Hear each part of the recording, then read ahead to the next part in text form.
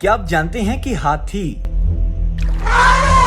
अपने मुर्दा साथियों को याद रखता है और उनके गम में आंसू भी बहाता है। जब एक हाथी मरता है तो उसके गिर्द हाथियों का झुंड इकट्ठा हो जाता है, खास तौर पर उसके अपने रिश्तेदार, जो कई घंटे बाजुकात कई दिनों तक खड़े रहते हैं। मुर्दा हाथी को पहचानने के लिए हाथी अपनी सूंड उसके जिस्म के साथ मस करता है। वो उसकी खोपड़ी और दांतों की बू से उसकी पहचान कर लेता है। इनकी सूंघने की हिस्स इतनी तेज होती है कि ये उसको सालों तक याद रखते हैं। हाथियों का उसके जिस्म और दांतों को छूना उसके प्यार जितलाने या अलविदा का एक खामोश तरीका है। अपने साथी की मौत के गम में उनकी आंखों से आंसू भी बहते देखे गए हैं। गम के इजहार के लिए वो धीमी आवाजें तक निकालते हैं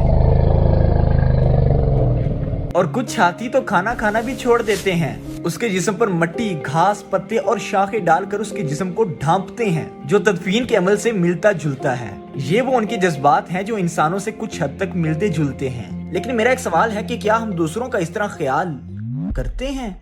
वीडियो अच्छी लगी हो तो लाइक कर दो, चैनल को सब्सक्राइब कर दो मजीद ऐसी इंटरेस्टिंग वीडियोस के लिए। क्या आप जानते हैं कि हाथी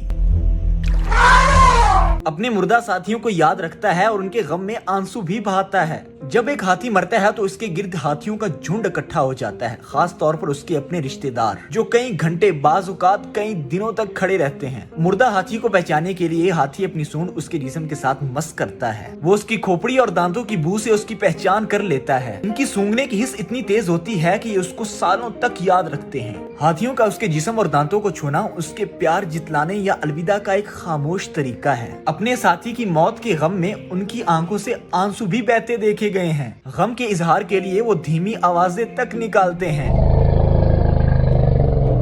और कुछ हाथी तो खाना खाना भी छोड़ देते हैं। उसके जिस्म पर मट्टी, घास, पत्ते और शाखें डालकर उसके जिस्म को ढांपते हैं, जो तदफीन के अमल से मिलता जुलता है। ये वो उनके जज्बात हैं जो इंसानों से कुछ हद तक मिलते जुलते हैं। लेकिन मेरा एक सवाल है कि क्या हम दूसरों का इस तरह ख्याल करते हैं?